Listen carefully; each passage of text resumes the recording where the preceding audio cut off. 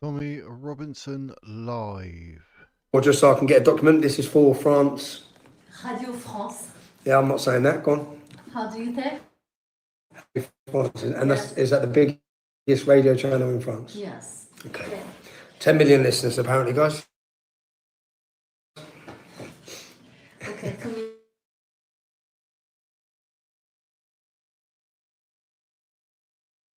In France, you are an enigma, and we don't have anyone like you in France. People from France wants to know more about you after the huge protests. You raised such a crowd.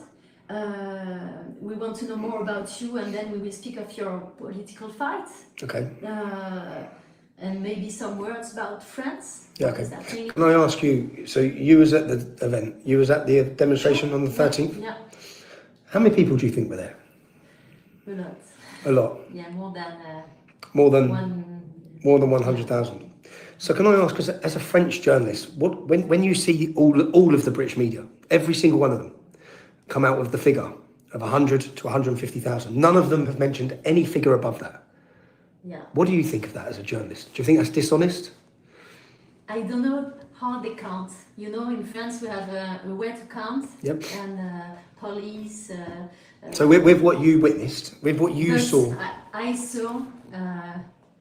Yeah, I saw a lot, and on my live I said that there were so many people, but yeah, I think there were more than 150,000 people in the street. so yeah, that's good, because I do wonder with other journalists, so I wonder what I don't want to. I don't know. I can't. I don't know how do you count in this country. I just. but as a foreign journalist, when you see the British media Yeah. saying, do you see it as dishonest? Yeah, it might be dishonest. It's dishonest, yeah. Because other countries must look at this. At least you're an honest journalist. Because you're the first. If I asked any UK journalist this question, they'd say, I don't know. No, I don't know if there was more. They'd never admit that there was more. But at least as a French journalist, you attended. I was shocked by the number of. Shocked by the number. Yeah. What did you think? Can I ask? Because I want to ask you questions. What did you think of the people that were there? Because they were labelled as far right. People, there were a lot of people from outside the city of London, Yep. yeah, for the countries, and yeah, I don't know, they were speaking of you, they had problems with money, and Did you see them as far right? some, I don't know, some was, some were in front of the hotel. Okay. Uh, The migrant hotel. Yeah. Yeah, that's a big problem in England. That's why a lot of people are upset. Okay, I'll let you get on with the question. Sorry, I don't want to grill you too much. I just wanted to see that the French media see the British media as dishonest. Just a question. Yeah. No, because you were surprised by the number of people. No, if you listen to what I said in the build-up to that event, for the weeks before, I told everyone this is going to be the biggest protest in British history. I knew the people were coming. I knew. I remember. The government didn't know. The police didn't know. They all underestimated it. We told them this is going to be massive. We're expecting millions to come. And what did you know? I just knew that people are upset, people are fed up, and people are no longer willing to be silent. They've managed to instill fear in the British people for 2 decades. Same as in France. In fact, all over Europe, our people are scared. Scared to speak honestly, scared to speak openly, scared to be honest, scared to truthfully say their beliefs and their fears. And that fear in the last 12 to 18 months has disappeared from the British public. People are now awake and willing to speak, which is great because we need them to. So many things changed since this big protest for you, or? For me, I think that whether they want to give us credit for this or not, behind corridors of power, we already know that they are terrified. The entire Labour conference, the government's entire conference was to take digs and swipes at us, whilst they all now wave their British and English flags. Labour would never be waving their British and English flag. They're trying to catch the mood of the nation. The mood of the nation has left them. It's not coming back to them. People are betrayed by them. They understand that they don't care. The Labour Party have got 20% of the population voted for them. 20%. 9 million people. is all that voted for Keir Starmer. 20 million people didn't vote. Yeah. Yet here he is about to now force a digital ID with no mandate. It's tyranny. Our government do not care for the people. They are enforcing mass immigration on our population. They are endangering our women every day across the country. And they had control through media. I know you're mainstream, so I don't want to have an insult at you personally, but mainstream media have failed to address these issues, and they've demonized anyone who's tried to talk about these issues. And people don't care about, unfortunately, mainstream media anymore. We now have, thanks to Elon Musk, we have our own platform for discussion and debate, and the British public have gone through a mass awakening over the last few years. People see the problems. They see that all those years, people like us were telling the truth. We weren't scaremongering. We weren't fear-mongering. We were telling you the truth about the state of our country with towns like Luton. We're 10 miles from Luton now.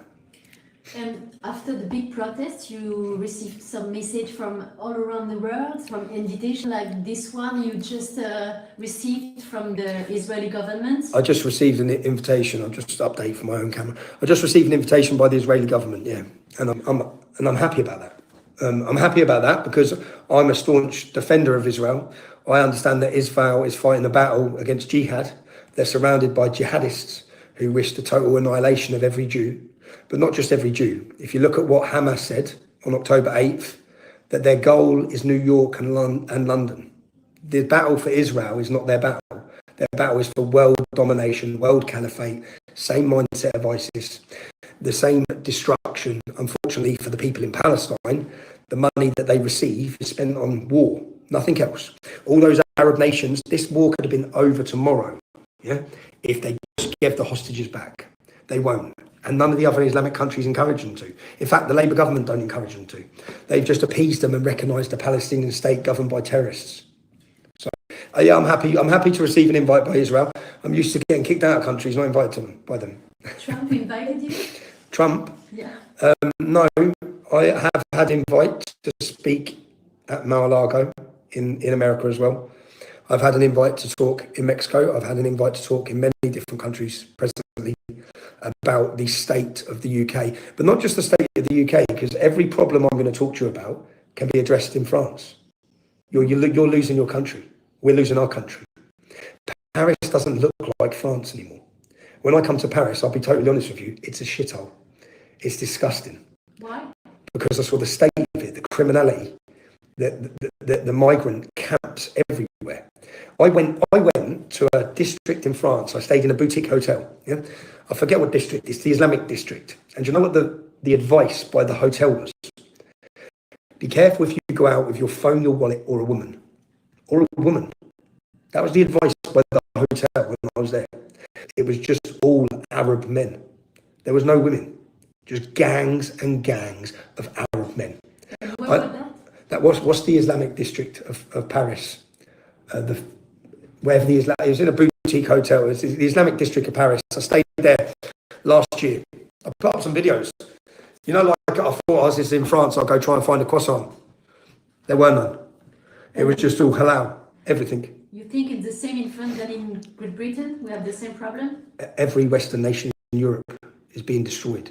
Every single Western nation in Europe is being destroyed. We're in a race against time for survival. The French culture, the French identity won't survive. Neither will the British. We realise now in Britain that we are at a crossroads and that it's now or never. We will never get the chance again to save our country. Our people are being replaced. The demographical change, the intolerance, the violence, the hostility, the rapes, the murder, everything is out of control across the whole of Europe. Sweden, France, Germany, Britain. We don't have to accept it. For too long, we've been too scared thinking we have to, for the sake of diversity, accept mass immigration, accept becoming minorities in our own towns and cities. And we don't have to accept it. Britain is a British nation, a Christian nation. France is a French nation, not an Islamic nation, a French nation. Do you see you as a political figure or activist or what? What's your goal? I see that our movement is a cultural movement, and we are sparking a cultural revolution, because if we can change the culture of the UK, we will change the politics of the UK. And successfully, in the last 24 months, we have shifted the entire debate. We've brought it to an issue of cultural identity, where we have to be proud to focus on our identity, on our culture, on our heritage, on our history, on our identity. And that's what we've done, and that's what people are doing. And people across Britain, that's not just, obviously, I've played my part, but so many different groups now organically have started. The Pink Ladies in towns and cities, in Epping, in Norwich, in Canary Wharf, at hotels across the country, local community groups have joined together to say enough is enough. They're fed up of strangers being put in their neighbourhoods, raping their way through our nation. Our country is being raped. Our country is being raped by people invited in by our government and housed and paid for by us, the taxpayer. So they're taking our money to pay for migrants to come in to destroy our towns and cities. And a clear political impact. What is ever your goal to enter in formal politics? What's your goal? What's next? I support Advance UK. They're a political party. That's who I support. Out of all the political parties in the UK, I believe that is the soundest bet. I believe Ben Habib is the best man for the job out of all the ones that are there. I see failures in all the rest. I see weakness in all the rest. But I'd love to see our cultural movement, I'd love to see the political movement have the same effect. What's next for us is we're just looking now at planning our next event, which will be in 2026. Unite the Kingdom, Unite the West. Everything that's happening to our country, which is why we invited Eric Zemmour. It's why we invited representatives from other European countries to say that this isn't a British problem. All of our countries are in danger. All of our cultures are under attack. All of our populations are scared into silence. All of them. All of them. You have the voting patterns. You're not free in France. I've seen documentaries in France of the girls, the collective nemesis, but the girls at university in Paris try and count, and they're coming under hostile violent attack. Antifa and far left organisations in your country and across Europe attack, silence and scare people. Well, the British public aren't at the point of being scared anymore. They're not going to be scared into silence on any of these issues. And I think that we hoped with our event in London that we could inspire other groups across Europe. And you will organise a new protest, huge protest? We will organise a bigger one than last time. So yeah. Okay. It will be bigger, it will be louder, and it's coming again. So Keir Starmer, put that in your diary, all right? Just working on dates. I'm working on dates because we have to. There was some incidents at our last one that you attended because the numbers were so gigantic. There were so many people there. Now that is if there wasn't, that is what led certain incidents at the back of the stage where the police put our crowds into areas they weren't meant to be into. Now we worked with the police on this. So for our next one, I'm just waiting for another meeting now with the police. But I'm back in court in 2 weeks. So once I get the next meeting, I can agree the new date, and then we can get the date out and get the British public planning their revolution.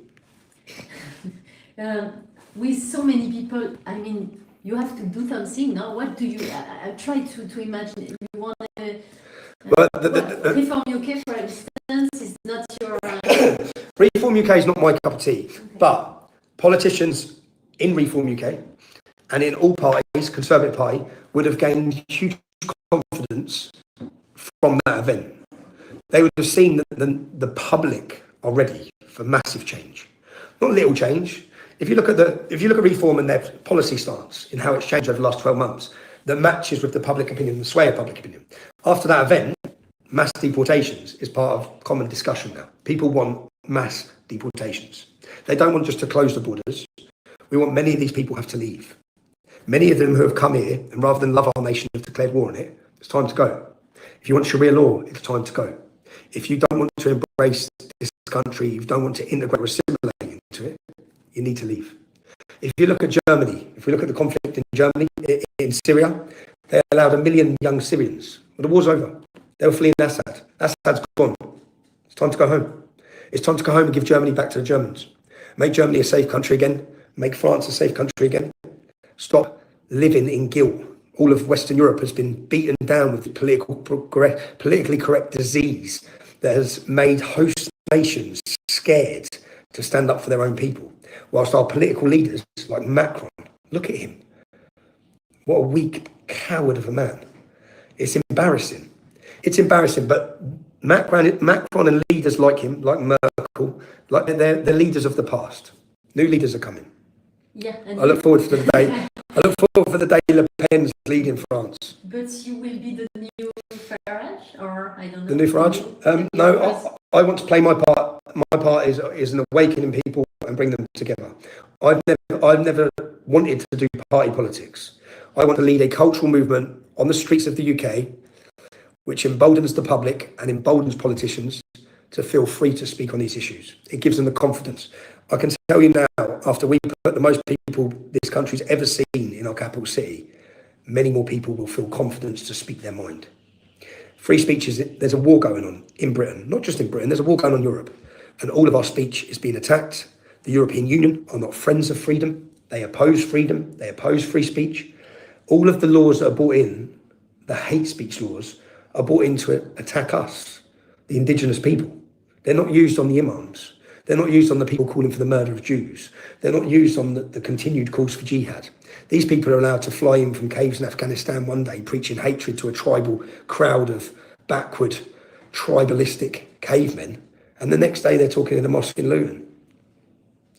Some compare you as a populist or anti-establishment figure, like in other countries. What do you think? I'm happily an anti-establishment figure, yeah, because the establishment are destroying our country. I admire Geert Wilders, always have. That's some man that I've looked up to for a long time. I've watched him go from very low to now leading the polls in his nation. And many of the groups or the leaders of populist parties, if that's what you want to call them, I'd call them common sense parties. The politics of many of these groups are common sense. Look at the way, do you think it's democracy with what you've done in France when you stopped Le Pen getting in? When the two groups joined together, totally opposing groups joined together in order to block the route of success for Marine Le Pen, in order to block the will of the French people who voted for Marine Le Pen, and they blocked her, and now you've just brought in what laws to ban her for 5 years? I know you don't agree. I know you probably I know you probably despise Marine Le Pen. If you're a mainstream journalist, I know you do. What do you think of her? I think that no matter how much you despise her, no matter how much the establishment and the mainstream media despise her, the future belongs to her. That's what I think. Yeah? And there's nothing any of you. That's why I take, if you can see, because I can tell you, I know your view, but I take satisfaction and smile in the fact that the future belongs to us. It doesn't belong to the people. People of these mass immigration, diversity, let everyone in, come and live here. That's not the future. The future is with strict borders. The future is nationalism. The future is patriotism. That's the future. Now you've stopped it. If you look at the trend of election statistics for Marine Le Pen, you've managed to stop her. You keep managing. You're not going to manage forever. You're not going to. And what's her number two? He's amazing. So it doesn't really matter. I think I think he's great. Yeah, he's your future. He's your country's future. Yeah, Macron.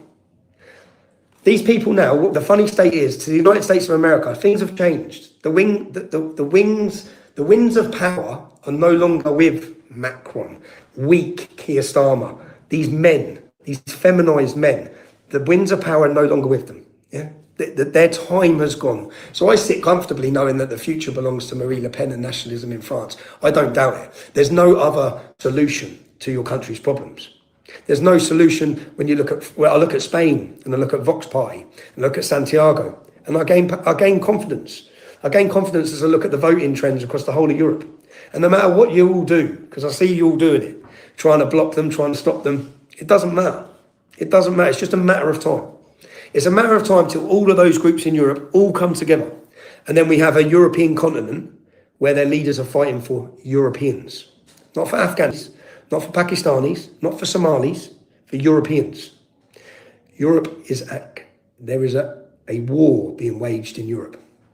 And it's a war where migrants are being used against the host nations. And it's not a mistake.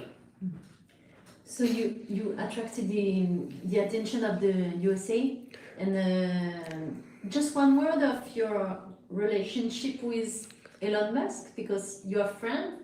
I mean, I saw. It's got to piss you off, I know, innit? So it frustrates you, didn't it? Well, you see, voices like mine were silenced. We were invisible, yeah? Because the fascist state, no prosecution. I wasn't found guilty in a court of law that said my voice was taken away. My voice was taken away because British government influenced independent businesses. YouTube, Facebook, all social media were forced by a government to censor our voices. They weren't just censoring our voices, but they were censoring their voices, the people's, from listening to what we were saying. Yeah? And then in steps Elon Musk with the biggest fuck you to every one of them. In steps Elon Musk, go and have free speech. Go and have free speech. Now, what does free speech enable us to do? It enables us to have these discussions. So when you get this interview that you do, I know you're going to cut it down, yeah, and you'll dictate it or you'll push it in whatever way you want, but it doesn't matter anymore because I can record it. And then people will be able to listen to what I actually said. So yeah, I am very grateful to Elon Musk because hope is courageous, and right now hope is spreading across Britain, and not just across Britain, but across the West. To sit and listen to JD Vance put the European Union in their place in Munich was so encouraging, because for so long we've had our voice taken. For so long we've had a government that has oppressed us, a tyrannical government that has look at the arrest rate in Britain for social media posts. Women, mothers put in jail for 31 months, whilst rapists are let off. While migrants who come in and rape children get less sentence than a British woman who angrily protests on social media. So yeah, as I said, I'm very happy. I'm very grateful to Elon Musk. He's one of the most influential men in the world, and he will not be remembered for flying rockets into Mars. He will be remembered for saving free speech and saving Western civilization.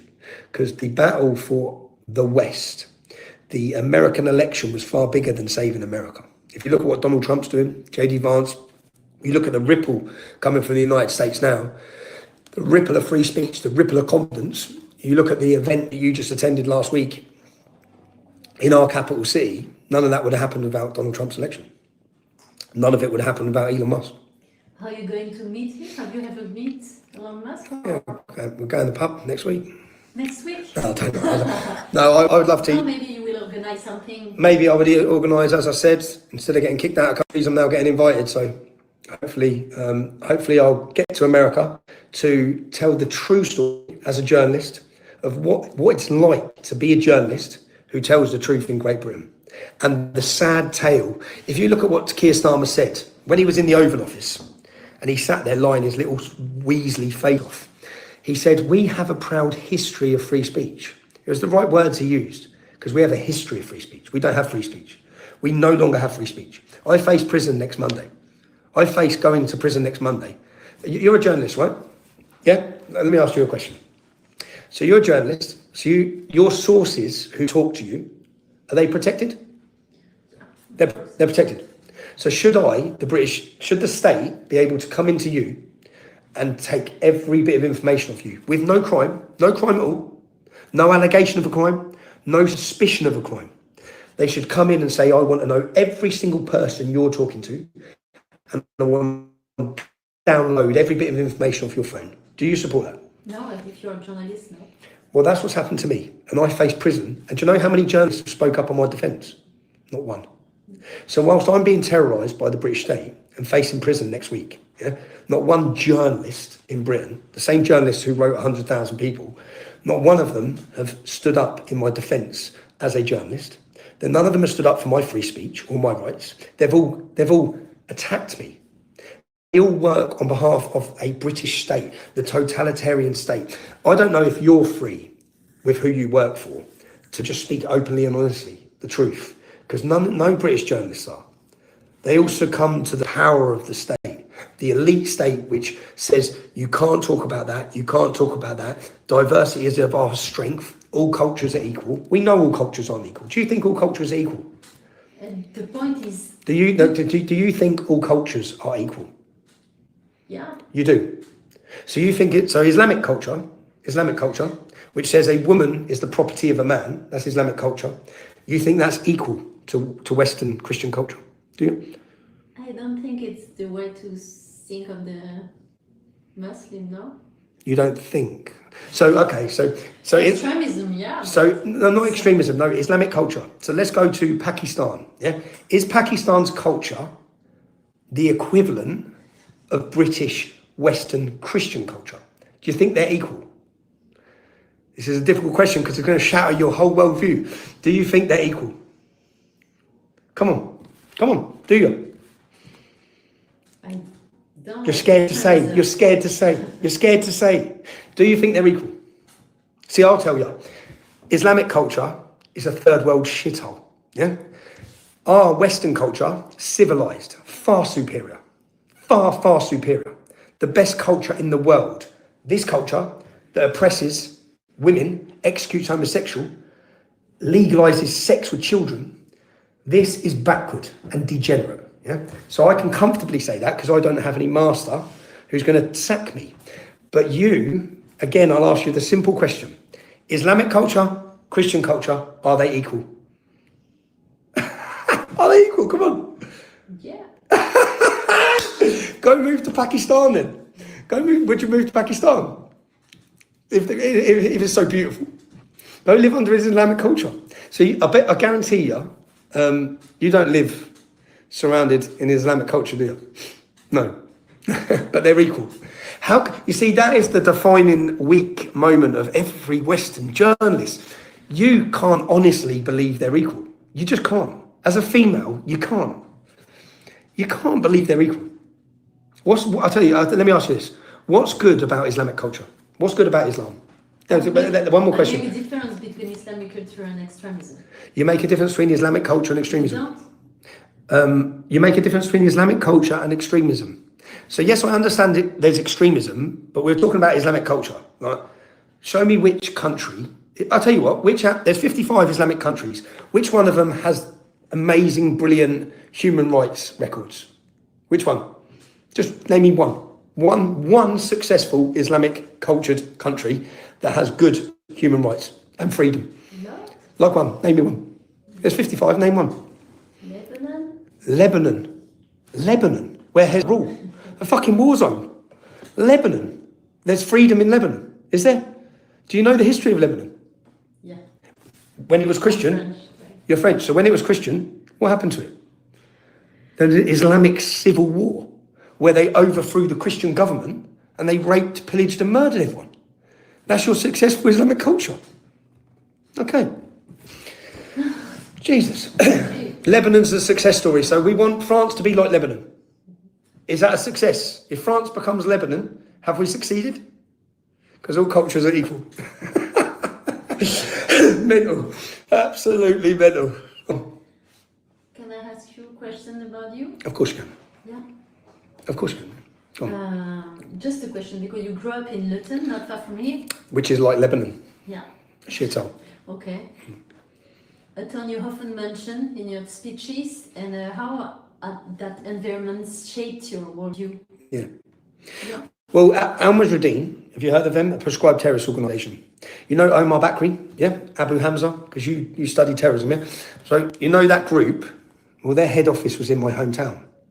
So that terrorist organisation, an international terrorist organisation, their head office was in my town.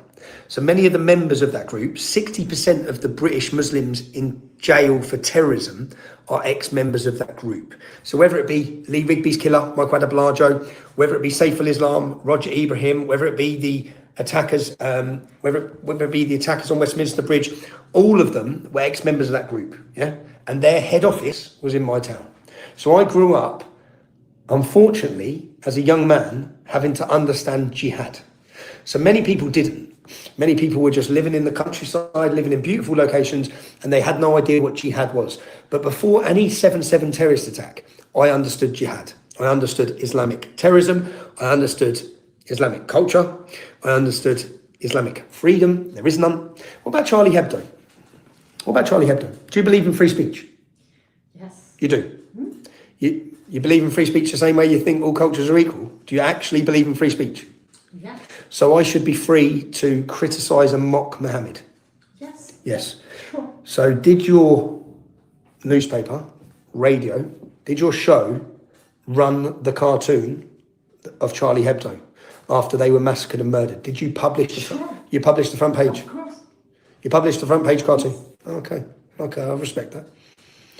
I respect that because I remember all the Western leaders all marching arm in arm. I went there, yeah. Yeah, but they're just because they don't believe in free speech.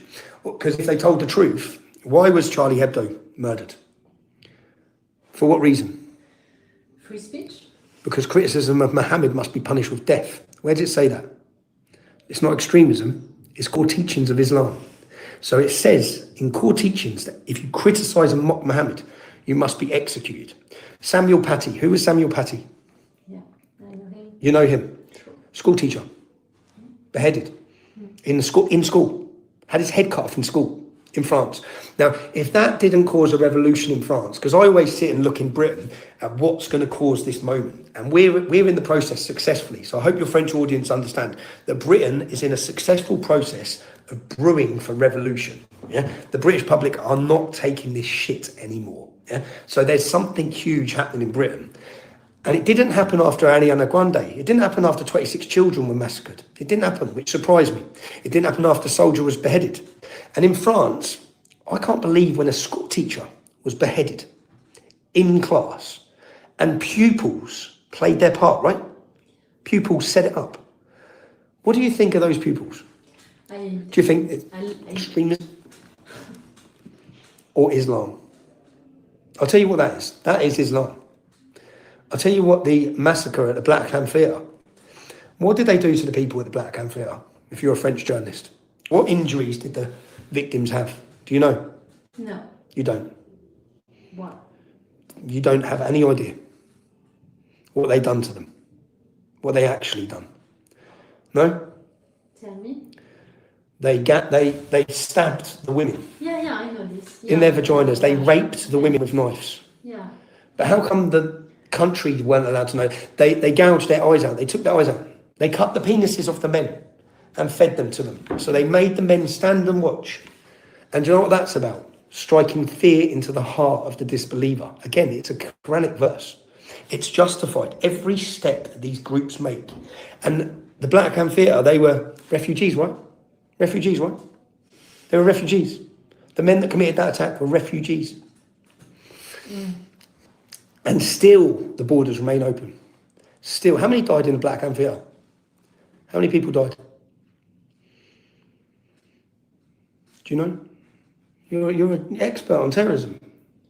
Black and Ferret is what is... In the Black Hand Theatre, the theatre in France, where they massacred and raped and pillaged. You mean? But yeah, how many people were murdered? 100 and... how many? 100. Over 100 people raped, pillaged and murdered for hours. Beheaded, raped, eyes out, penises cut off. Over 100. How many people were killed in the Nice attack? Money? Too much. A lot of children. A lot of children killed. I think it's 93 or... Priests beheaded. Yeah, I know. Jewish schools targeted. So when you go to all of those attacks, Yeah, I know it. you're still sitting here with a straight face telling me that Islamic culture is equal to our culture. You're still saying that. Come on! Terrorism. It's not no terrorism. Where's the Sikh terrorism? Do you have any Sikh terrorism? Hindu terrorism? What about Jewish terrorism? How many Jews have done this in France? What about a Jewish bloke who was kidnapped by the barbarian gang? 28 of them prosecuted in Paris. So you know well the story. They had him for how many days? How many days? 5, no? No, 21. 21? So they had him for 3 weeks, torturing him, and then they dumped him. Oh. And how many people were prosecuted? 40, nearly 40 of them. Yeah? So the community had him. The Islamic community kidnapped the Jew and had him for nearly a month, torturing him. And they couldn't find him. And they had to prosecute 40 of them. That's the fucking whole community. Do you know what I mean? You're not talking about a few little fringe elements here. You're talking about hundreds of French people getting pillaged, raped and murdered week in, week out across France. And they're the ones that your security services don't stop. Many of them are stopped. Many attacks are stopped, right? Many. How many? But still you're sitting here telling me the fucking Islamic culture is equal to Christian culture. It's insane. You're a journalist who specialises in terrorism. You know the scale of this problem. You know it full well. You're fucking mental. You're mental. Absolutely mental. You don't want to speak of you now? I'll speak of me, yeah. Because, I'm a product we of... were speaking about your Bring it up in Louis. childhood. My childhood, yeah, You so... speak of Fofana, so... Yeah, No, just I want to know what was your family like. my family. Yeah, your family life and where. I had a good family life. My mum was one of 8 immigrants to the UK. My mum was Irish. So when my mum come here, they had signs on the doors and on the shops. And my mum tells me that which was no blacks, no dogs, no Irish. Now my mum was of a very poor background, very poor. They were viewed as gypsies and tramps when they come here. They came here for work. Yeah, I don't hold a bee in my bonnet and cry racism because of what my mum went through. Yeah, I accept that that was a time that this country was going through problems, as many non-white people who come to this country. There were issues 30 years ago, 40 years ago. I don't bear any hatred of Britain for that. Yet many people in this country hate Britain because of historical grievances, when this country has given them everything. Every chance in life they've had is because of Great Britain, and they despise it. So my upbringing was good, but I grew up in a town plagued by problems. I witnessed all of the hostility, violence, aggression, rape. I knew girls abused, raped, treated like shit, people murdered by Islamic gangs. I grew up in a town that is 50% Pakistani. And as you said, all cultures are equal, so it's been fucking great. Pakistani culture, yeah? 76% of Pakistanis, let me tell you something about a city in the UK called Bradford. 76% of Pakistanis in Bradford marry their first cousin, yeah? Do you think you should be able to marry your first cousin? No. Is that Christian culture or is that Islamic culture? Are they equal? Are they equal? Fucking hell, come on, just admit it. Islam's backwards. It's absolutely bent. It's mental. You think it, you're just not allowed to say it because you lose your job. Anyway, yeah, so I grew up in Luton, plagued by problems, plagued by trouble. I witnessed lots of things growing up, but the biggest thing that I saw was the government, police and council inability to tackle any of the problems. Not even tackle them, even talk about them. And anyone who tried to talk about them was just crushed. So rather than, if you've got 1,000 jihadists here and someone pops up starting pointing at the jihadists, rather than the government have to deal with the jihadists, they just smash the person talking about it. And that's what's happened here. And it's happened in your country. And that's why figures like Le Pen or like Eric Zemmour are targeted by government, and your media slander, lie, demonise and attack them. So what you faced made you? I mean, if you growing up in London, in Kensington, it would be... Of course, I'd be a totally different life experience. But luckily, my life experience has given me the ability to say, this is a problem. Here's how it works. Here's how it operates. Here's what it's like growing up in a town like that. Because Luton is simply a blueprint for every town and city, just as Paris is. So your little French enclaves that are still safe, they're not going to be safe forever. The problems are coming. They're coming to every corner of France. They're coming to every corner of Britain. Yeah, because Islam, it spreads like a cancer through the nation. And it's just a simple fact. The more you have more terrorism in France than the UK. Why? Because you've got 10% Islamic. What's your community? 10% Islamic? Is it 10%? 10 or 11? Yeah. And ours is 5%. So that's why you have double the amount. If you look at it, you literally have double the amount of terrorism. So when you're in another 10 years, 15 years, when 10% becomes 20%, guess what? You've got another double the amount. You've got double the amount of terrorism, double the amount of jihad, double the amount of car rammings, double the amount of stabbings, double the amount of murder, double the amount of all of it. Because the more Islam, the less freedom. That's it. That's it. I know it and you know it. But you think Islam's like a lovely culture. Equal with Christianity. Shagging their cousins and fucking raping their way through the nation. It's fine. Fine. No, Islam, yeah, it's great. You said next week, which day you face the justice? 13th. On the 13th of October. 13th of October, and you can go to jail? I can go to jail, yeah. Okay. So you've had the multiple run-ins with the law? Yeah, unfortunately, if you tell the truth, the law doesn't like you in Great Britain. Some critics say you are violent, racist, anti-Muslim. What do you think? I'm not anti-Muslim. I know some great Muslims, yeah? But Islam is an idea. But racist? I'm not racist at all. I despise racism. What is the difference? The difference is Islam, if I opposed Christianity, you wouldn't call me a racist, would you? You wouldn't, would you? If I opposed Christianity and I was very strongly spoken against Christianity in the Bible, no one would call me a racist. No one. They'd just say no one would call me a racist.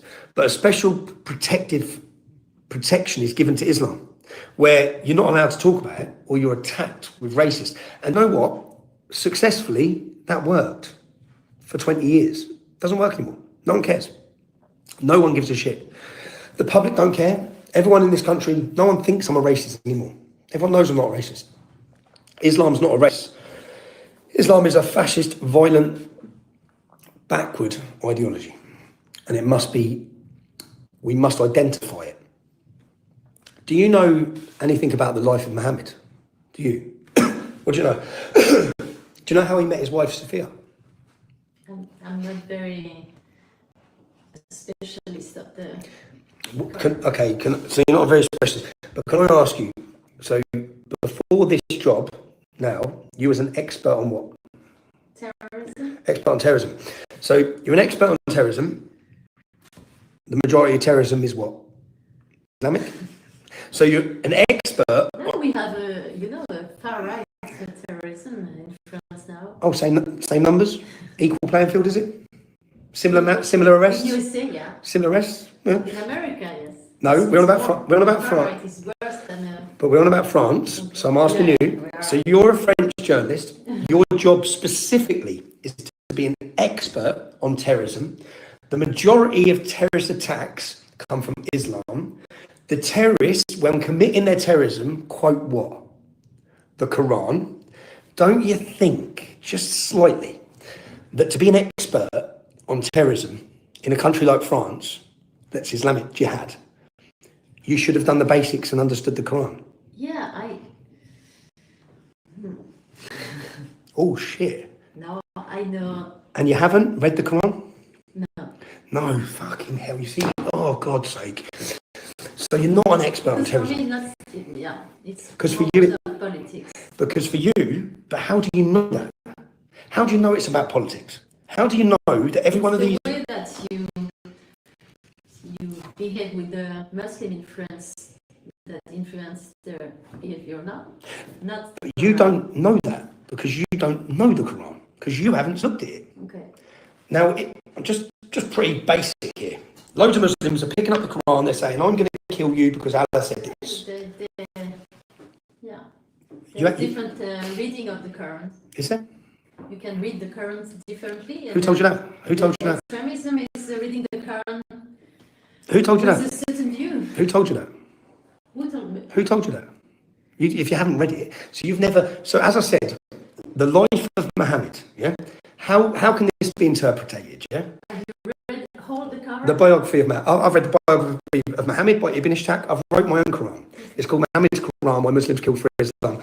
In fact, I plead with you, pick it up and read it. Yeah, because then you can sit and say you're an expert on terrorism. Because at the minute you're an expert on terrorism who knows nothing. It's fucking insane. It's insane, though. You're the lead expert on terrorism from France, and you've never picked up the Quran. No. That's total ignorance. It's total failure. It's a failure in your duty. I'm not attacking you. I'm not attacking you. You're a journalist, and you're. What does a journalist do? So to get to a point of view, what does a journalist do? They study and they research, right? Yeah. Which is what you've done here. You've got books. Okay. But let me ask you. You've got entire books here. Let me show you. Look. You've got books and books of pages of notes that you have studied me to interview me, but you haven't studied the. That's the question I wanted to But ask you because. But the point is, you haven't studied the Quran. Yeah. The whole source for all of the deaths in Nice, the Black Hand Theatre, the Jewish temple, Samuel Patty being beheaded, all of these things, they're all coming from one place, and you haven't even read the book. I find it absolutely insane. This is what we're dealing with, Europe, yeah? So when you have journalists, and they write all these pieces, like this lady's going to write a piece now, it's going to go out across France, and this French piece is going to probably attack me. It's going to say lots of bad stuff about me. But I'm the one that's read the Quran. I'm the one that understands Muhammad. I'm the one that has done my research. I've done my job. Yeah, I've done my job. Unfortunately, what was your name again? Yeah. Gail, you haven't done your job, darling. You haven't done the mere start of your job. I beg you, as a French journalist, because I'm sure you've done lots of articles and you've probably criticised Eric Zemmour, who's read the Quran. You've probably criticised Le Pen. All these people you're criticising understand what's happening. Yeah, and unfortunately, you think all cultures are equal. Haven't read the Quran. It's like, come on, man, come on. Oh, it's like hitting your head against a brick wall. It's like, come on, man, do your basics. Go on. What's the next question? Looking back at your life so far, is there anything you would have done differently? Looking back at your life now, I'll answer that question. Is there something you would have done differently? Yeah, I would have read the card. Yeah, got ya. That's a question for you. See, you would have read. See, at least we're getting some. At least you recognise your mistake. Sure. Okay. Is there anything I'd have done differently? Yes. I have at times. I'm quite impulsive. I'm pretty impulsive. I have not. So I led a street protest movement that became the biggest street protest movement in Europe. I never planned any of it. So at times I struggled to deal with being Tommy Robinson. I've struggled at times with being me, walking down the street, facing hostility, facing violence, moving home all the time, problems with the wife, problems with the family. I had lots of problems and I dealt with them in a certain way, which was to bury my head at times. And if I could live my life differently, I'd have been physically fit the entire time. Because if I was physically fit, I'm mentally fit. And I only found 3 or 4 years ago that the solution to a lot of my demons comes in physical exercise. So that's what I do differently. I wouldn't change anything, because even my mistakes, where I've done things wrong. Which one? Which one? None around Islam. Done them all right. My mistakes, I don't know. As I said, my mistakes are just around my family. Maybe ways I treated my family at the time. Priorities. I put my activism as a priority. I was a great leader to the English Defence League, but a bad husband. Very bad husband. So those things I would change. I was a good leader to the movement, but at times I was a bad partner, a bad father. I guess, and put my priorities were, I had difficulty. But any of those mistakes, I've learned from them. So in my character of where I am now, I feel like I've done my apprenticeship. I've gone through the bad times. I've experienced everything negative there is to experience. I've faced the court cases, I've been in the prisons, I've faced the beatings, I've faced the violence, I've faced all of that. And I'm where I am now. And that has all made me the man I am now. So the violence was a bad time? Violent attacks is never fun, no, and I get scared like every other man. But unfortunately, I have to live my life a certain way, where I have to be prepared to defend myself. And I'm not going to apologise. I know it's 2025 and men are supposed to be weak and pathetic. If someone wants to confront me, I'm going to deal with it in the way a man should. And Tommy Robinson is not your name? No, Stephen Jackson. You don't want to, I don't know, come back to your real name? Or you like Tommy Robinson? Yeah, I like Tommy Robinson. What speech I give us? Represent you? No, Tommy Robinson is not represent me anymore. Tommy Robinson is a movement. They can attack. I'm Stephen Lennon. Yeah, that's who I am. Tommy Robinson is the million people you saw in London. That's Tommy Robinson. Because Tommy Robinson is a name that's become symbolic for the government tyranny in an attempt to destroy and attack. Because for every story you hear of mine, there's thousands of Tommy Robinsons who have been attacked, lost their jobs, scared to speak out. So yeah, I'm gonna before you go, I'm gonna give you a Quran. Yeah, Yes. I'm gonna give you a Quran. You're right. I'm gonna keep you up to date with you and find out what you learned. And then next week you'll be telling me you'll be on our demo, waving your French flag. So I know that you're not a fan of mainstream media like me. Do you know what? I think it's not that I'm not a fan. Do you know, because you seem like a lovely girl, yeah? But you've failed in your dereliction of duty. You've failed. And I've not met one journalist who hasn't failed. So whenever I speak to a journalist who criticises me, and I try and find out their basic knowledge on Islam, they have none. They just sit there like you. Yeah, Islam's equal. They're all equal. No, they're fucking not. Islam's not equal. Islam is a backwards 7th century idea. It is not equal with the advancement of Christianity and our culture. The reason why all these Muslims wish to come to our country is why? Why are they fleeing these Sharia-driven shitholes? Why? Because they're trying to get to a superior nation. The West, Europe, was superior. We're going backwards. Our position on women's rights, gay people's rights, is getting taken backwards. Due to what? Islam. So why did you accept to speak to me? For this, I accepted to speak to you so I could record it. Look, say hello. Okay. We're live. I do this so that my audience, many of them, say bonjour. Say hello, everyone. I do this because I know that you're coming to see me. You're not coming to see me to give a fair portrayal of my representation. You're coming to see me as an attack. I totally believe that as a part, and I have to put you in the same bracket as every other media I've ever met. I've never met one media that hasn't come to me to try and attack me. So when they try and attack me... So you think I attacked you? I think that you will... I asked you some questions. No, you asked me some questions, but I think that when you put this out, I believe you will label me as far right, which I'm not. Do you think I'm far right? You've looked into my life. Do you think I'm far right? Yes. You do. Which part of my views is far right? You're Go on. anti-Islam and... Anti-Islam. So someone against Christianity, are they labelled as far right? If someone's against Christianity, would you label them as far right? No, you wouldn't. Okay, so we're getting something. So you wouldn't label someone against... But, so you're not far right? You tell me, I'm trying to get there. You're the journalist. You so think... what makes me far right? Because of my views on Islam. So you're in your opinion, someone who's against religion is far right.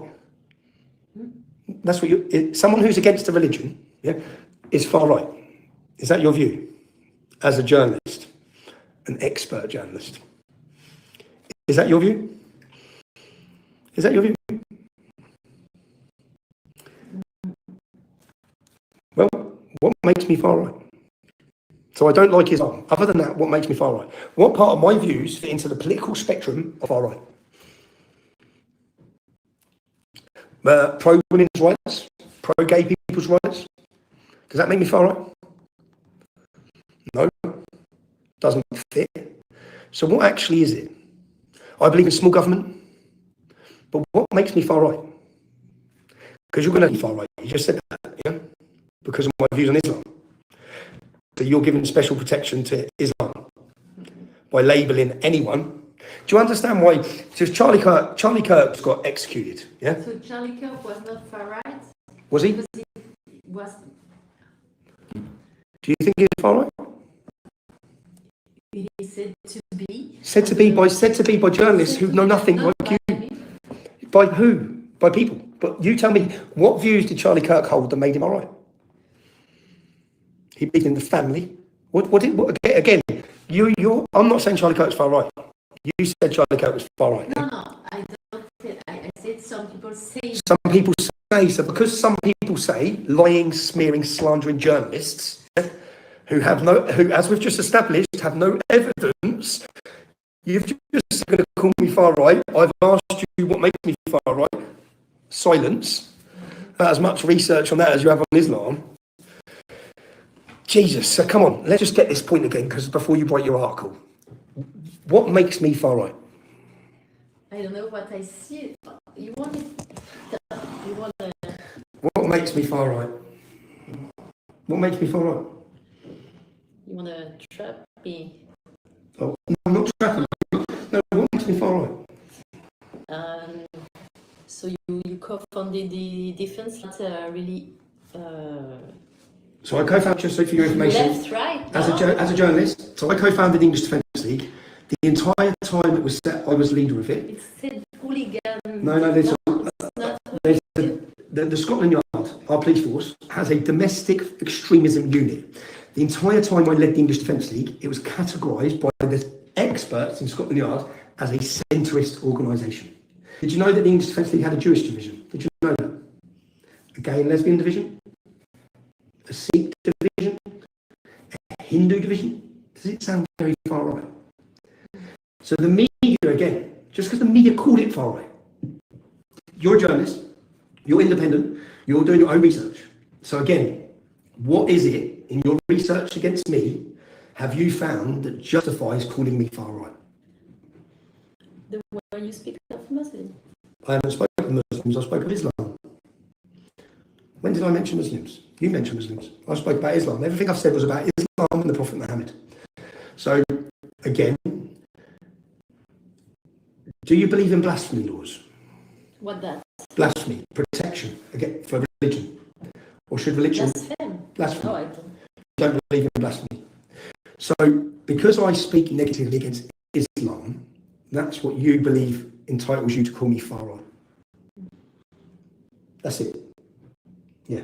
So just to get that one point, just to really nail it home here. If I was a critic of Christianity, would that make me far right? Let's look at some atheists out there. Richard Dawkins, for example. Would, in your humble expert opinion, would he be far right for criticising Christianity? I don't know. I don't know. Point proven anyway. I just want to prove my point, man. It's like a special protection is given to... Yeah, you can have a look. Okay. You can speak to people. No, Look, there's a comment. So this is live. Okay. this is live. Okay. And I haven't done this to embarrass you. Okay. Yeah, you do. Have I embarrassed you? Everybody's looking at me now, and Well, everybody's gonna be. Unfortunately, listen, love. You're about to run an article where you're going to call me far right. So if anyone should be upset here, it should be me. Yeah, because we've just established you've got no grounds to do it. We've established you know nothing about Islam, and we've established that you're the so-called French expert on this issue. So if anyone should be upset, it shouldn't be you. I've just used this evidence, this video, to basically expose really the mainstream media. That's what I've done it for. yeah. But okay, it's 'Cause hard for me to defend because it's not my language, so it's kind of. You know what I'm saying? You're going to call me far right. Yeah. India. And you don't want. I'm not far right. It's a smear. It's a smear. It's an unfair smear. And for too long, journalists have been able to get away with it. But it doesn't really matter anymore. Because when the public now, when they see the word far right, they think, well, he's telling the truth. That's what's happened now. There's been a total swing. Whereas people used to think, well, stay away from him, he's far right. Now it draws people to us. So in the protest, they say that you are being more cool than before, less violent. Less violent. I've never been violent. I've never called for violence. I'm 42 now. Yeah. I'm a father of 3. How old are you, Don? Same like you. You're 42. Yeah. What was you? The person you were when you was 25. Are you still that person now, or have you changed? You've grown up, matured. You too. Me too. Me too. Me too. So, I've never called for violence. Any instance of violence that you see of me is me defending myself pretty successfully, if I'm honest. But that's what you'll see, is me defending myself. You won't see me aggressively attacking people, innocent people. You'll see me defending myself or defending other people. That's it. So I'm not violent. I don't call for violence. Violence is being waged against us. Antifa, the far left, government supported groups.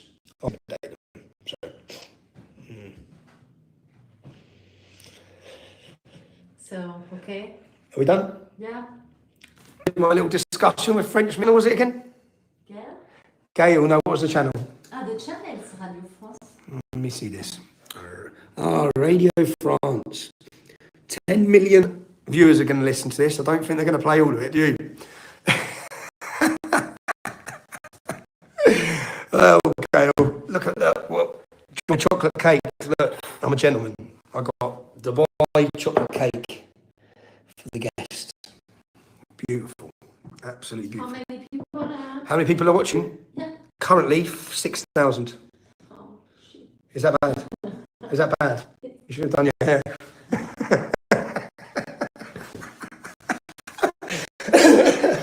I'm sorry, Gail. I'm only playing with you.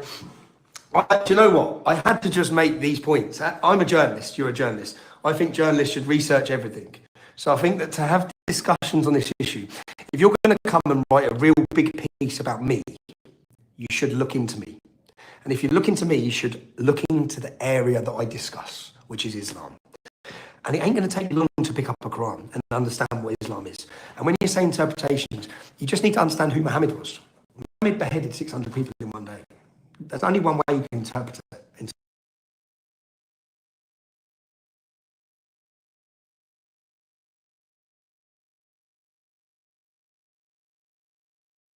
And that, ladies and gentlemen, is how the live ended randomly. What can I say? What can I say? But yeah, that was the interview. So it's all Kushti. All Kushti. So yeah, you can see me. Yep, I am the wizard. Don't need that on anymore. But yeah, thanks for all those commenting away, like you do. Happy days. Lots of love for Tommy. Tommy Robinson. Yeah, that moment. I've got a Quran here, the New Testament there. But is there anything you want to say in the chat? What's going on? She was funny though, wasn't she? She was funny. But I mean, I'm not being funny. If I'm Tommy, I'm recording it as well, just in case, because you know, mainstream media, they're going to say this, that, and everything else, aren't they? But have your say in the chat. I'm having a look. I'll bring it up on screen, like we do. Your say is just as good as my say. But yeah, I'm Tommy Robinson. I'm recording everything as well. So when they put it out, you'll be like, no, you saw the interview, you saw it live on YouTube, blah blah, and it's, you know, it's covering himself. So, but I think it's good to so I'm always keeping my eyes out. I was live for like 2 hours earlier talking about the Manchester synagogue thing, and I thought it was actually later, so I got that wrong, didn't I? I was like, well, panic, and I was maybe 15 minutes behind the actual live, but it was still being live fed. But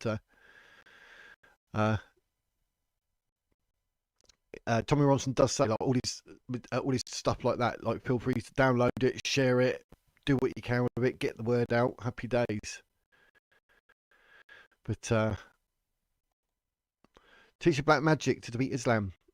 Read the Quran and the Hadiths.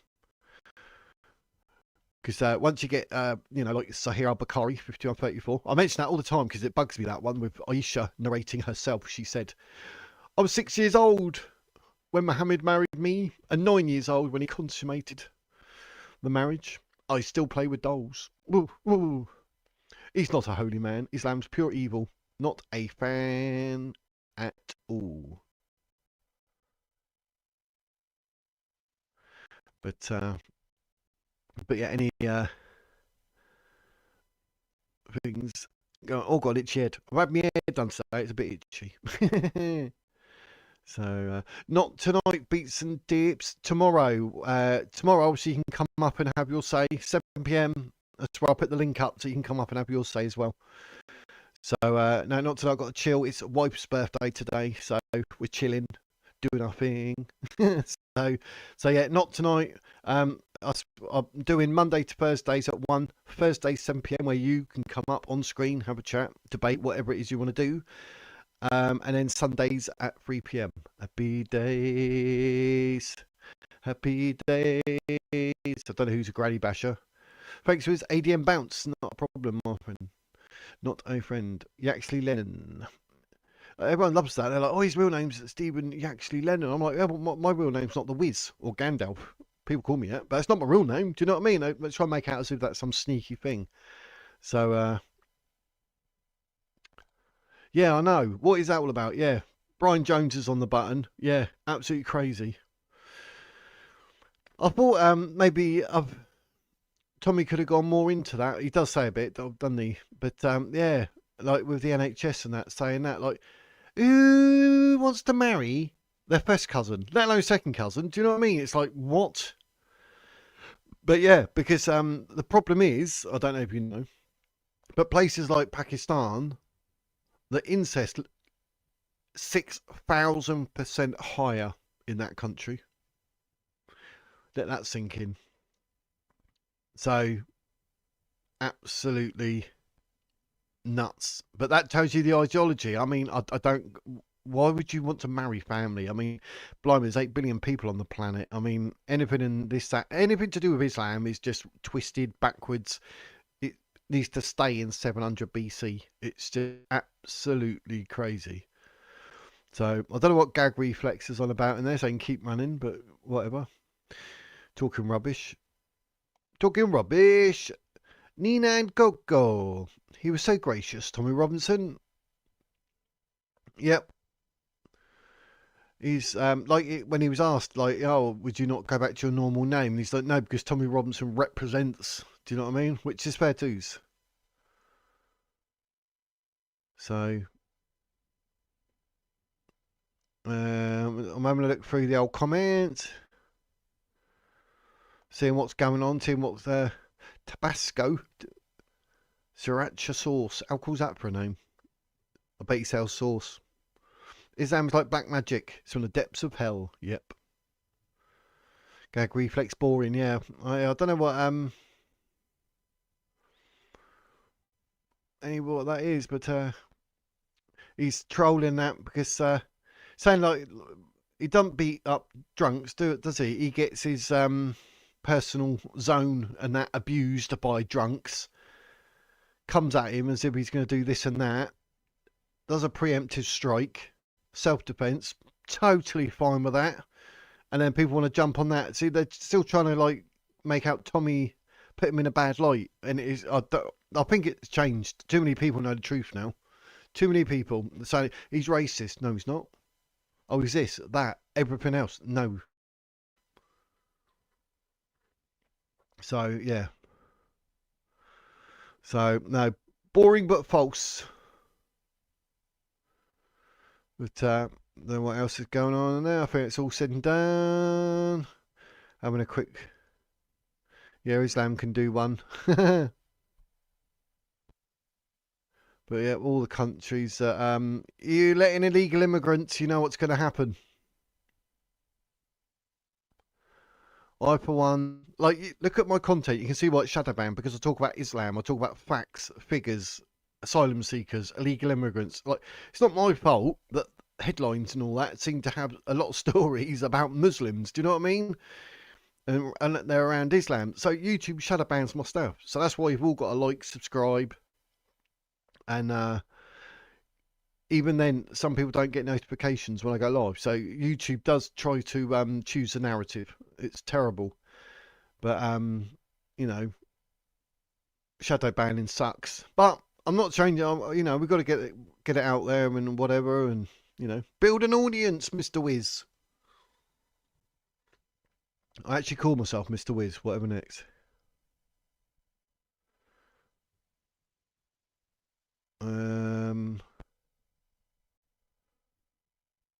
Just having a look, see what's going on. Obviously, I've got to try and avoid all the haters. Oh, we got Ahmed talking rubbish now. Look, was that Richard? You're supposed to say Richard the Lionheart. Is that who you're trying to say? Because like he's not a prophet from God. Like, if you're going to say anything regards and try and you know, you're trying to condone being a PDF, then actually find a prophet. You know. But no, I've got Richard the Lionheart. Then what else is it? This king, that king, every other king. Oh, Jeffrey Epstein, throw that in there. Not a prophet from God. It's not apples and pears, mate. You're way off. So Ahmed Nabil is trying to condone having a PDF as a prophet from God, but he's comparing him to all people who were not prophets. No, compare him to Jesus. Oh no, because Jesus was just pure. Oh dear. Oh. So that's what they're all going to go on about. So yeah, you need to if you're saying anything, you know, you're going to come out with this. Rebecca was this and Mary was that. Then make sure you've got all the evidence and bring up links and everything and prove it. Because if you go through the Bible, you seem to obviously You must have read something somewhere that everyone else on the planet missed. So if you bring the evidence, because like with you, I say Sahir al-Bukhari 5134 basically says, Aisha says herself, I was 6 and 9 when he consummated the marriage. That's evidence. But everything else seems they want to give all that rubbish to Christianity and whatnot, and they haven't got any evidence. So, and yes, Mary was a virgin. Yes. Brian Jones just up. Thanks, Brian. I appreciate that. Hopefully, you're going to enjoy the content. I try and keep it real. I obviously get my opinion and views, but obviously I try and keep it more factual than ever. Obviously, I used to sort of like give the news, you know, any headlines or whatever I saw. I used to give it, and then people would start in the chat were going, "No, you're making it up." So now I actually show it, and you can see what I'm reading from, so we can all go through it together. So it's all good. And then obviously we will have our opinions and views, and I'll bring all the comments up on the screen like I'm doing now with this one saying just subbed, because I want to know what you're saying. But on Fridays at 7 p.m, you can actually come up and talk. Yep, you can actually call in, so to speak, and come up on screen and have your say, because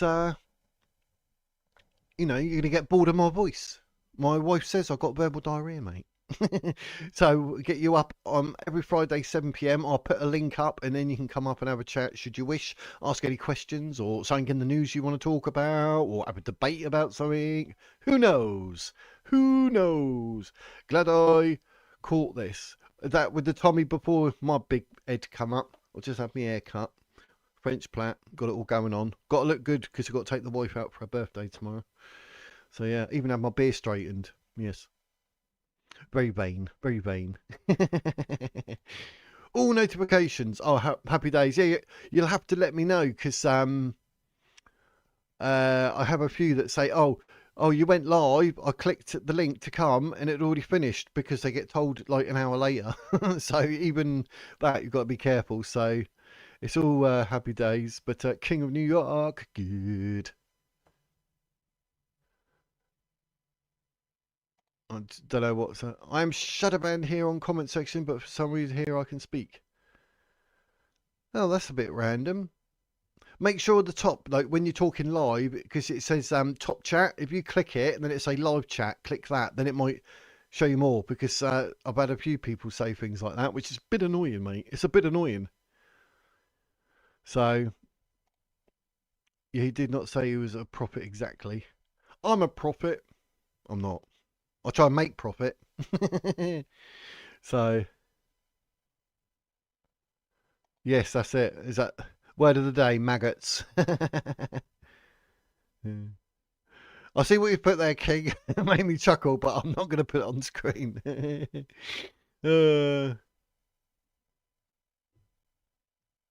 But Brian Joe, yeah, he's illiterate, and I thought everyone else wrote the books, and it's like hundreds of years later. Am I a weirdo? I'm a weirdo, geez. Thanks for that, Wendy and Junior. I am weird. I call it unique. Went to Speaker's Corner. I was shocked by how open some people are about underage. You know that? Yeah. They just defend it. I don't get it. I don't get it.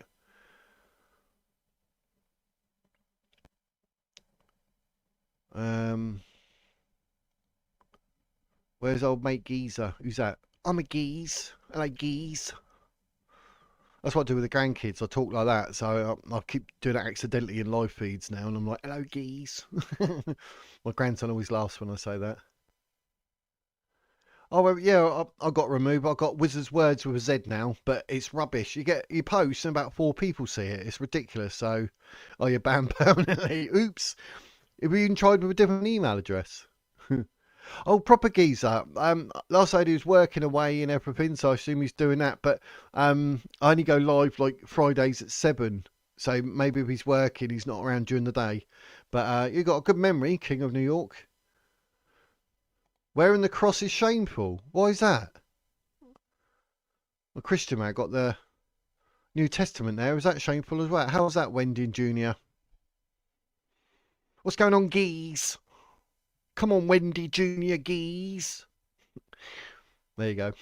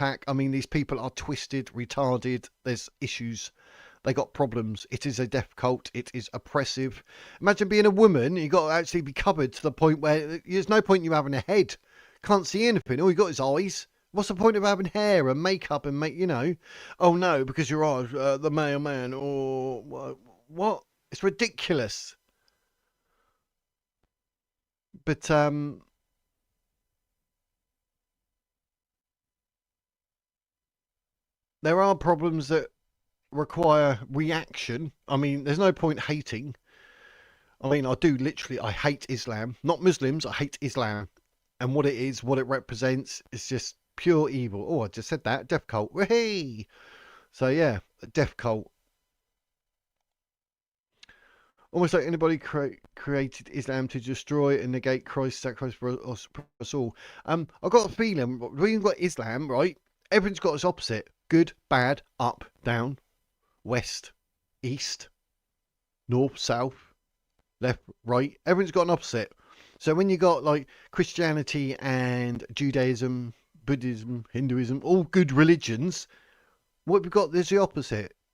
Well, if they're all heavenly and good, where's hell? Where's Satan? Oh yeah, got Islam. That's the opposite.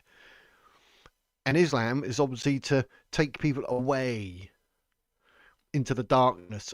And 2 billion Muslims believe, apparently, that not only that you could be a slave to God, and God's like, I don't want slavery. You're not a slave to me. Go away. But no, we're a slave to God. They think that God would be like, oh, this man is marrying a 6-year-old. He is consummating the marriage when she's 9. He must be holier than thou and be a prophet. The fact that 2 billion Muslims can think that is just a cuckoo nest. We've never had an issue with our religions. We've always lived in peace, except Islam. Exactly that, Jimmy. You're spot on, mate. Yeah, it is just Islam. That's the problem. I don't know what to say about that. I mean, you're right, 100%. Christ is king. Israel was then given to a people. Yeah, and there's a bloke called Israel, if you say it like that. Oh, he's Scottish blood too. I don't know what I am. Slim is Glasgow. I don't know why am I talking like that. My bad. No, I'm talking about your society, the British way of life.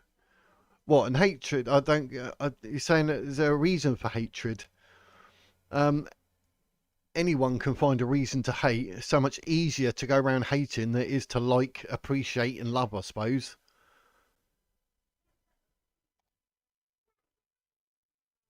Am I still allowed to say hello with the UK? Oh, Eric. Welcome, Eric. Thanks for commenting. And I was like, I don't know, I might have to ban you, mate. You're saying hello, might have to ban you from the channel, mate. I don't know. No, not really. Not really. But, yeah, it's getting that way, isn't it? Because you say hi, and they'll be like, oh, I'm not high. I don't take drugs. I'm triggered. That's what it's getting like.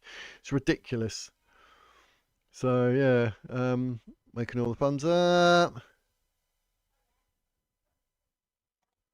Now, see, Brian, this is where we might disagree. I don't believe the Shroud of Turin is proof in any shape or form or anything to do with Jesus, because the dates didn't add up. But if you put something over you and then opened it, it wouldn't be the picture you see.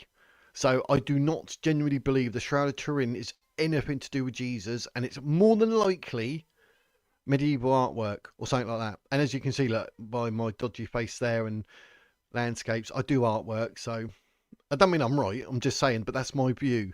So I talk to people and they say it is this and that, and I'm like, yeah, but if you go through it, your soul goes through it. Even like that, when you open it, like your cheeks would be further open, wouldn't they? Because it's like that wrapped round and you open it. Do you know what I mean? But that, I don't know, it's something about it, just, but yeah. I seem to have this like weird thing ever since I had my heart attack and died for over 3 minutes. I seem to have a thing like I just look at things on, that's false, that's right, that's wrong. I don't know why, but yeah, that was the weirdest feeling ever. Don't die, people. Do not die. Jacob, a patriarch of the Israeli nation, was renamed Israel after wrestling with an angel of God. The name Israel also refers to the people who descended from Jacob, the Israelite tribes. There we go. Jimmy, you are a wealth of knowledge. Respect. But yeah. But believe you me, probably I reckon like if I hadn't died during my heart attack, I don't think I've always never been interested in anything to do with any type of any religiousness and this and that. But when you have a near-death experience and you see things or feel, I don't know what it was, but it just changes a man. It really does. What makes your culture any better than Islam? Because we don't walk around with bombs strapped on us. We don't go running around slashing. Going, Alan's snack bar is open from 9 till 6 a.m. Alan's snack bar, and all things like that. Women can actually go out. They can wear what they like. They can do their hair. They can wear makeup. They are free. Well, with the illegal immigration thing, it's a bit doubtful now, isn't it? Because they're worried for safety and being raped or sexually assaulted or whatever. But the fact that you even need to ask why our culture is better than Islam is worrying, seriously worrying. I take it you must be Muslim then. For some reason, you're going to make out that wearing a whopping great big bin line is a good idea. I'm with this man here. Nefertari Meritmut. I don't know if I said your name right, but I hope I did. If not, I apologise. Islam is cancer, exactly. And cancer kills. It's parasitic. Beer and music for a start, yes, get in there. That's why. Civilization, look, everyone's answering it for me, look. So, yes, they are all deceived and sleepwalking to hell by praying to the devil 5 times a day. That's what I mean. Who's got time for 5 times a day? And when it like they say, oh, we need to pray 50 times a day, no, 20 times a day, and they kept changing it. We need a new crusade. That's the whole idea of September the 13th and everything. The amount of people going. Or don't say that. That get the old Muslims, a bit horny. And they did eat the Quran. What about problems such as gambling, drinking, such a degenerate way of life that is leading massive British men and women to mass suicide and degeneration? Islam opposes that in an ardent way. Well, if someone doesn't drink or smoke or take drugs or gamble, if someone wishes to drink and wishes to gamble, then that's their right. They are free to do so. That's the good thing about Western life. If you wish to do so. Some people, yes, take it to the extreme. Maybe they got mental health or whatever it may be. But I wouldn't say the drinking and gambling actually has mass suicide. No, not at all. But to a degree it is. No, it's just what the Western society is. It's been around since God knows what. But and Islam to sort of oppose it, they've got no right to do that. It's your freedom to be, your freedom to do. And someone who used to work in security, and I worked here and there, I've seen Muslims gambling. So in an ardent way isn't true either. So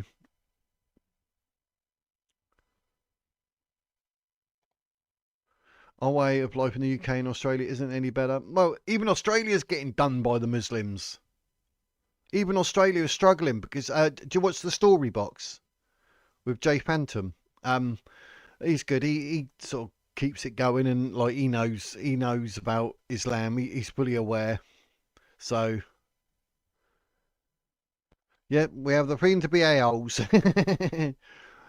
Kissing the floor 5 times a day? No, I'd rather bet than do that.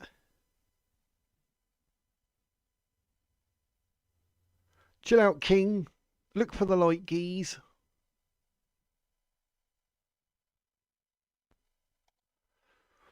Well, I'm sorry, please see the latest research with AI. It's beyond inexplainable, truly supernatural. Oh, what? The Shroud of Turin? Oh, it's AI. I'm not interested. AI is bad. But no.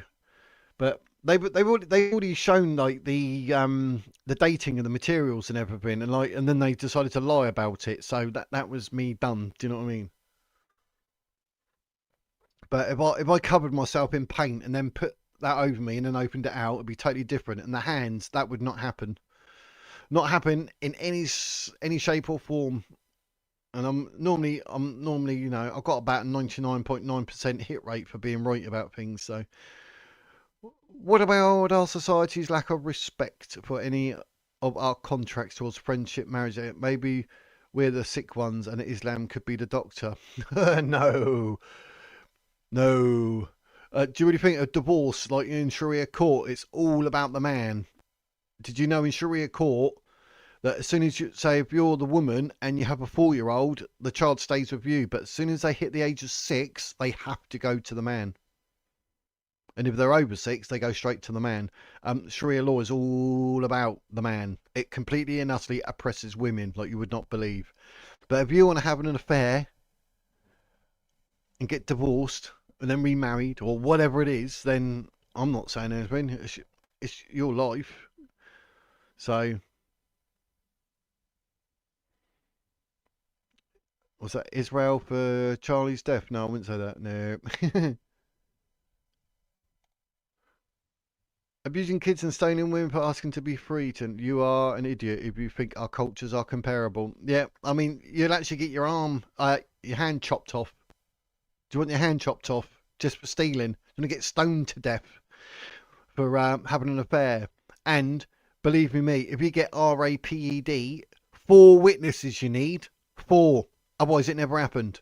But if you report it and there's not 4 witnesses, you'll be accused of having an affair or having sex out of marriage, and guess what? You get stoned to death. So not only you RAPED, you haven't got 4 witnesses, so you get stoned to death because you obviously had sex.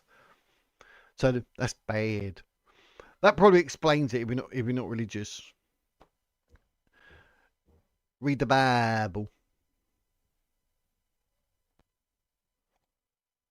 So you're saying going is a problem in the UK and it's not a big issue. No one said that. So people were free to do whatever they like. But you said it was mass suicide, and I was like, no, it's not. So, but gambling, drinking, people do what they like. They want to drink themselves silly or gamble away everything. Nothing to do with me. Nothing to do with me at all. I like your style. Oh, Wendy and Junior, thank you very much. Is that because I've got a French plaque going on? Just had my hair done and my beard straightened. I'm a tart. Strawberry one. I had the misfortune of travelling to Pakistan on business in 2017. I saw circle jerks and full filth behind their temples and in the streets. Ooh. The best way to stop a Muslim drinking your beer is invite another Muslim to the party. All wars and religion are based on non-white men. Random, whatever, whatever. If you got married tomorrow and your wife cheated, what would be the consequence in the UK? Booting her out, getting a divorce. That'd be the consequences. What, do you think she should be stoned to death?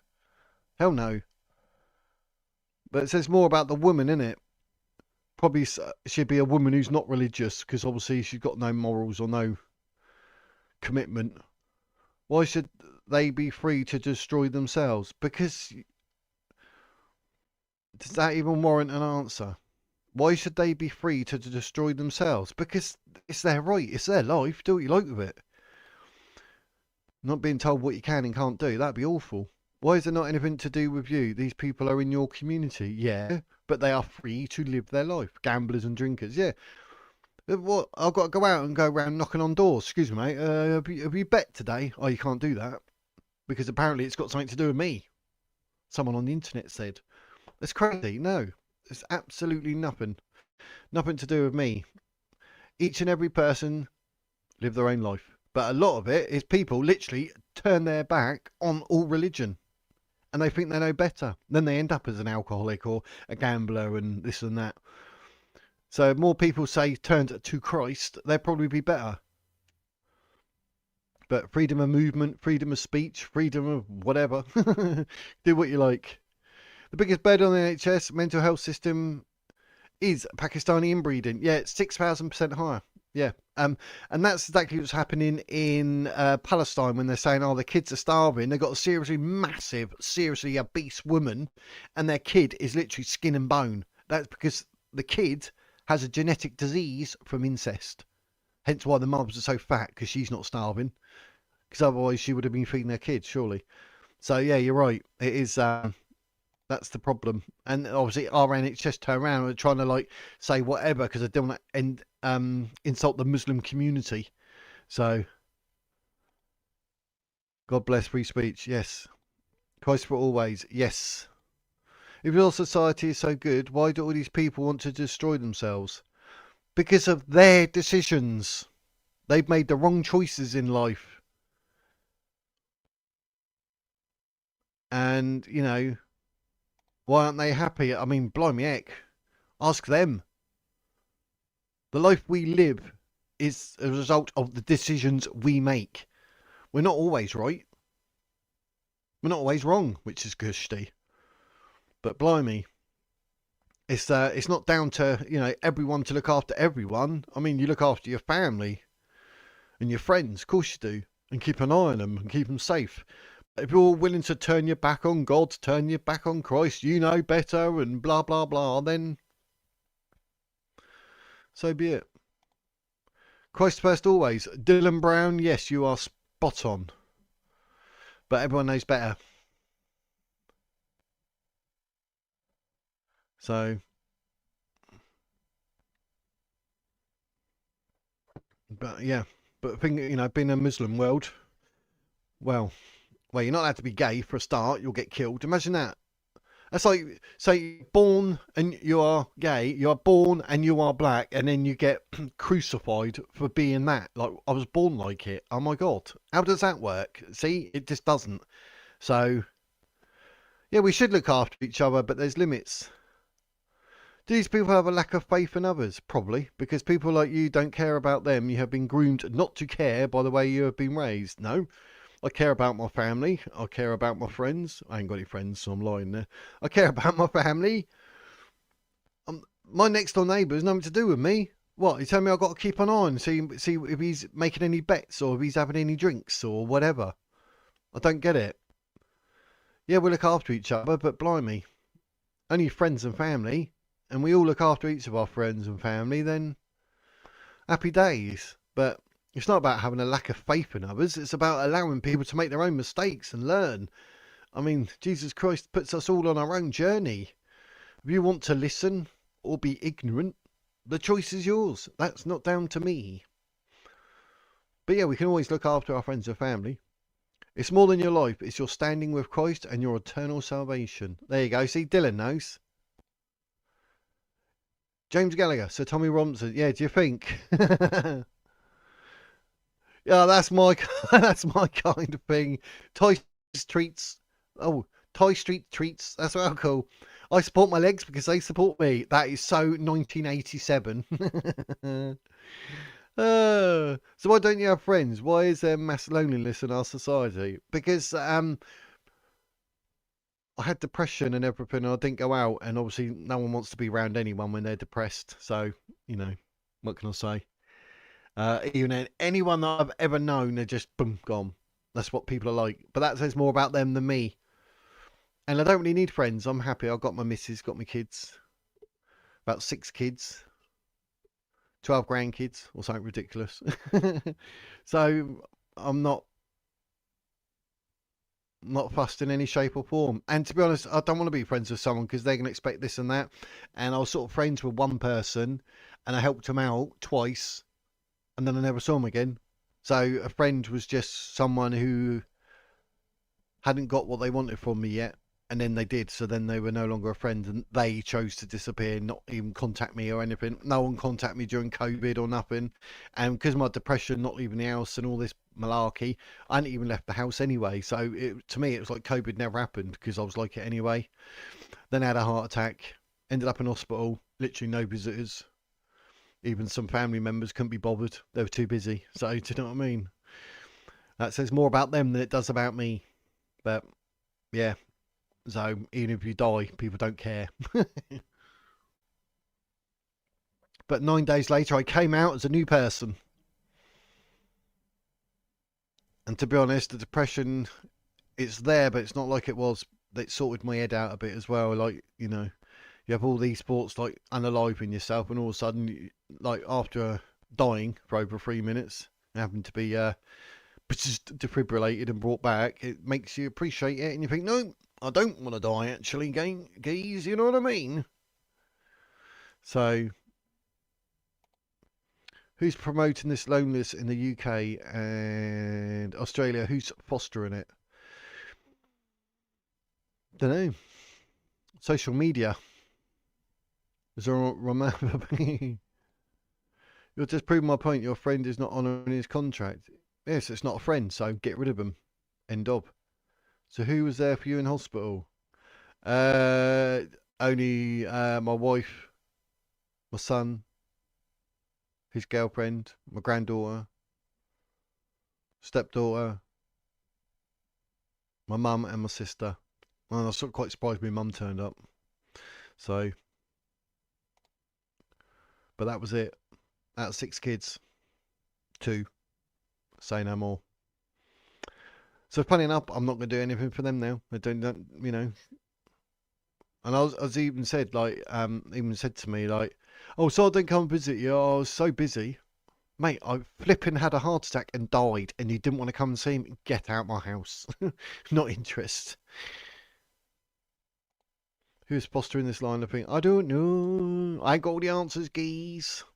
I have to get back into our Lord, but Old Test or New Test? New Test. I've got New Testament there. I've got to start reading that again. And I've got the Quran that needs reading again. Do you know, I have a nightmare reading. Maybe you're like me, right? But do you read, like, whatever you read, and then you're like, that's just gone straight out my ear. Where did that go? I swear I read it. I can't remember now. I have moments like that. Or I read like 6, 7, 8 pages, and I'm like, I need to go back. I've got to read that again. I didn't take it in. So instead of reading a book, I'd watch the movie. Yes, it is. It is trash. A lot of it is to do with social media, I think. So I think social media is like, I don't know, people just seem more concerned about getting hits, likes and shares and all this than actually having real friends bonding in a real way. I mean, it's shocking. I mean, who am I to say anything, but you know. But yes, is that about the book thing? Just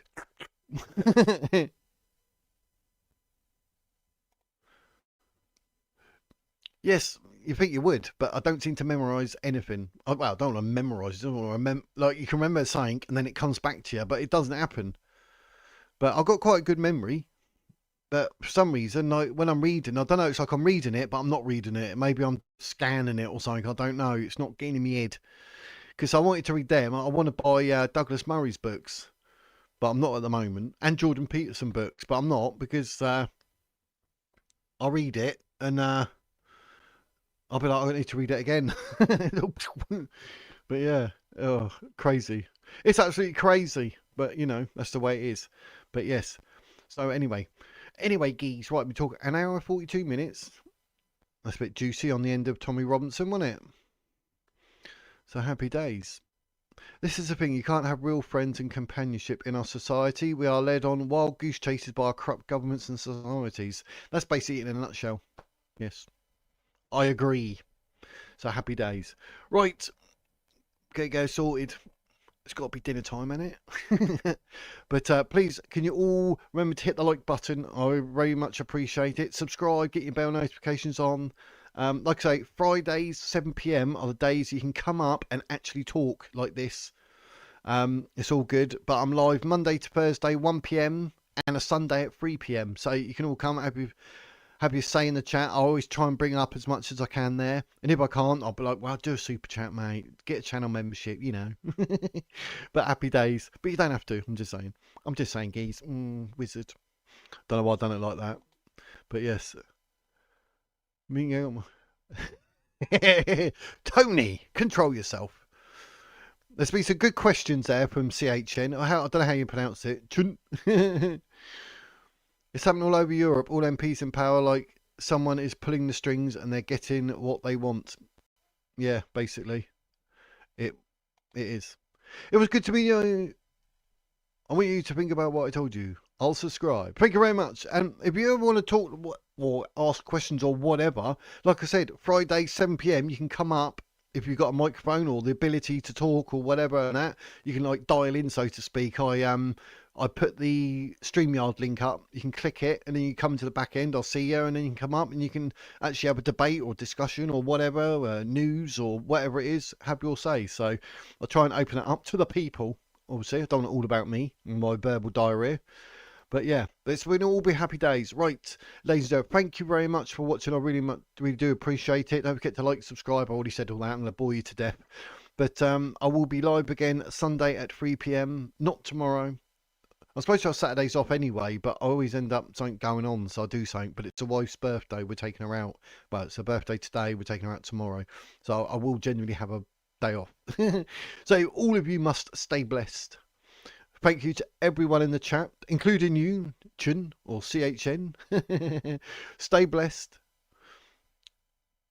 And you've got the ability to talk, and I'll subscribe. Happy days. Yep. Like I say, come up on a Friday, 7 p.m. and actually have like Speaky Speaks. Happy days. But if not in the chat, I'll keep an eye. So it's all happy days. So thank you very much, ladies and gentlemen. Until Sunday at 3 p.m. That is the Wizard's words.